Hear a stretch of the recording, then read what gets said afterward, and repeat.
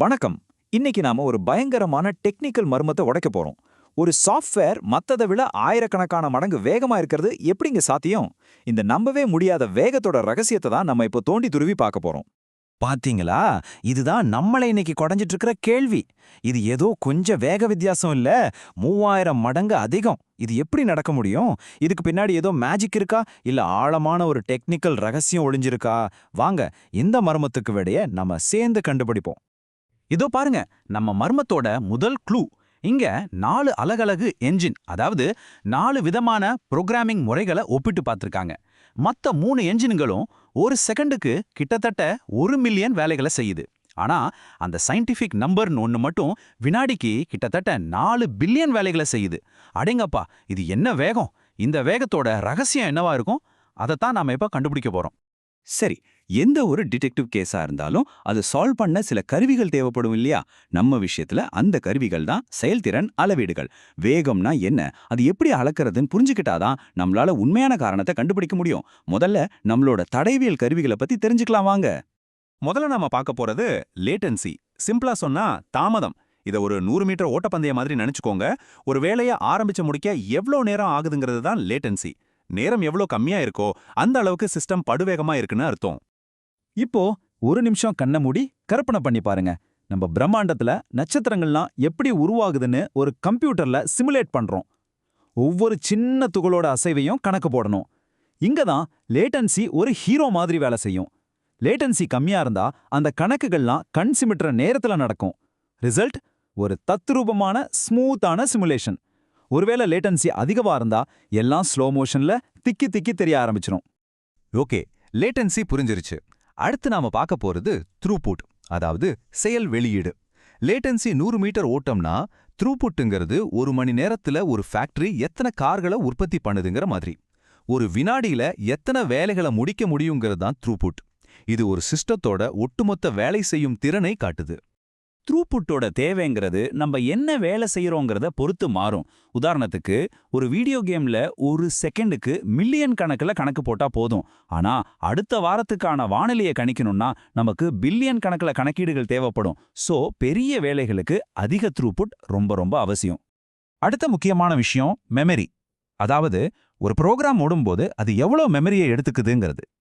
இது ஏன் முக்கியம்? ஏன்னா மெமரி தீர்ந்து போச்சுன்னா ப்ரோக்ராம் அப்படியே நின்னுடும், அதாவது கிராஷ் ஆயிடும். அதனால ஒரு சிஸ்டம் எவ்வளவு ஸ்டேபிளா இருக்குங்கிறத இதுதான் முடிவு பண்ணும். யோசிச்சு பாருங்க, ஒரு பெரிய கிளைமேட் மாடலோ இல்ல ஒரு ஏஐ சிஸ்டமோ ரன் ஆகிட்டு இருக்கும்போது டப்புன்னு கிராஷ் வச்சுனா எப்படி இருக்கும்? அதனால தான் மெமரியை சிக்கனமா பயன்படுத்துறது ரொம்ப முக்கியம். குறைவான மெமரியில வேலை செஞ்சா நாம இன்னும் பெரிய, இன்னும் சிக்கலான மாடல்களை உருவாக்க முடியும். சரி, இப்போ கொஞ்சம் வித்தியாசமான ஒரு விஷயத்துக்கு வருவோம். அதுக்கு பேரு ஜிசி, அதாவது கார்பேஜ் கலெக்ஷன்.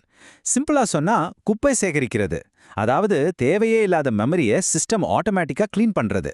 இது பார்க்கறதுக்கு ஒரு நல்ல விஷயம் மாதிரி தெரியலாம், ஆனா இதுல ஒரு சின்ன சிக்கல் இருக்கு. இது ஒரு வீட்டு வேலைக்காரர் மாதிரி தான். ஆனா அவர் வீட்டை சுத்தம் பண்ணும்போது வீட்ல மத்த எல்லா வேலையும் நின்னுடும். ஒவ்வொரு தடவையும் இந்த ஜிசி வேலை செய்யும்போது நம்ம ப்ரோக்ராம் ஒரு செகண்ட் அப்படியே ஃப்ரீஸ் ஆயிடும். ஒரு வேகமான வீடியோ கேம்ல இப்படி நடந்தா உங்க கேம் திடீர்னு நின்னு போகும். எரிச்சலா இருக்கும் இல்லையா? அதனால பெர்ஃபார்மன்ஸோட சூப்பர் சீக்ரெட் இதுதான். எவ்வளோ கம்மியா குப்பையை உருவாக்குறோமோ அந்த அளவுக்கு ஸ்மூத்தான அனுபவம் கிடைக்கும். சரி, இப்போ நம்ம கிட்ட கேஸை சால்வ் பண்றதுக்கான எல்லா டூல்ஸும் இருக்கு. வாங்க நம்மளோட 4 சந்தேக நபர்களை, அதாவது அந்த 4 இன்ஜின்களை பத்தி பார்ப்போம். ஒவ்வொருத்தரும் எப்படி வேலை செய்றாங்கன்னு பார்ப்போம். நம்ம முதல் சந்தேக நபர் எக்ஸ்போனன்ட் என்ஜின். இது நம்பர்ஸை வெறும் எழுத்துக்களா, அதாவது டெக்ஸ்டா தான் பார்க்கும். இது நமக்கு படிக்க ஈஸியா இருக்கலாம், ஆனா கம்ப்யூட்டருக்கு இது தலைவலி. முதல்ல அந்த எழுத்தை படிக்கணும், அப்புறம் அதை நம்பரா மாத்தணும், அதுக்கப்புறம் தான் கணக்கே போட முடியும். இது ரொம்ப மெதுவான சுத்தி வளைச்சி செய்யற வேலை. ரெண்டாவது என்ஜின் எக்ஸ்போனன்ட் 2. இது கொஞ்சம் புத்திசாலி. எண்களை வெறும் எழுத்தா பார்க்காம ஒவ்வொரு நம்பருக்கும் ஒரு பெட்டி போட்டு அதுக்கு ஒரு லேபிள் ஒட்டி ஒரு ஆப்ஜெக்ட் மாதிரி பாக்குது. இது முன்னாடி பார்த்ததை விட கொஞ்சம் பெட்டர் தான். ஆனா ஒவ்வொரு நம்பருக்கும் புதுசா ஒரு பெட்டியை உருவாக்குறதால இது நிறைய மெமரியை காலி பண்ணிடும், அதோட நிறைய குப்பைகளையும் உண்டாக்கும். அடுத்து வர்றதுதான் நம்ம கதையோட ஹீரோ, சயின்டிஃபிக் நம்பர் என்ஜின். இது எந்த டெக்ஸ்ட் ஆப்ஜெக்ட்னு சுத்தி வளைச்சலாம் பேசாது. ஸ்ட்ரெயிட்டா சிபியூ கிட்ட அதோட மொழியிலேயே பேசிடும். கூட்டல்னா கூட்டல், கழித்தல்னா கழித்தல். நேரடியா மெஷின் கிட்ட பேசுறதால நடுல எந்த மொழிபெயர்ப்பும் தேவையில்லை. அதனால வேகமும் பயங்கரமா இருக்கும். நாலாவதா இருக்கிற என்ஜின் ஒரு ஸ்பெஷலிஸ்ட் மாதிரி. அது பேரு பிக் சயின்டிஃபிக் நம்பர். இதோட ஸ்பெஷாலிட்டியே ரொம்ப ரொம்ப பெரிய எண்களை கூட கொஞ்சம் கூட பிசிறு தட்டாம துல்லியமா கையாள்றது தான். ராக்கெட் சயின்ஸ் மாதிரி விஷயங்களுக்கு இது ரொம்ப முக்கியம். இது மத்ததை விட கொஞ்சம் மெதுவா இருந்தாலும் இதோட பவரே வேற. ஓகே, நம்ம கிட்ட எல்லா தடயங்களும் இருக்கு, சந்தேக நபர்களையும் விசாரிச்சாச்சு. இப்போ எல்லாத்தையும் ஒன்னா சேர்த்து இந்த மர்மம் முடிச்சு அவிழ்க்க வேண்டிய நேரம் வந்தாச்சு. இந்த நம்பர்ஸ் நமக்கு என்ன கதை சொல்லுது? வாங்க பார்க்கலாம்.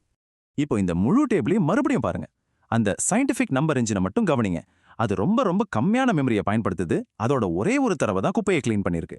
இதுக்கு காரணம் அதோட திறமையான வடிவமைப்பு தான். அதோட நேரடி விளைவு தான் அந்த மலைக்க வைக்கிற த்ரூபுட்.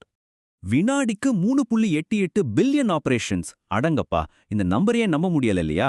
இந்த நம்ப முடியாத வேகத்துக்கு ஒரே காரணம் அது எண்களை சிம்பிளா நேரா CPU கிட்ட அதோட மொழியிலே பேசுறதால தான். இதுதான் இந்த இன்ஜினை வெற்றியாளரா மாத்தின ரகசியம்.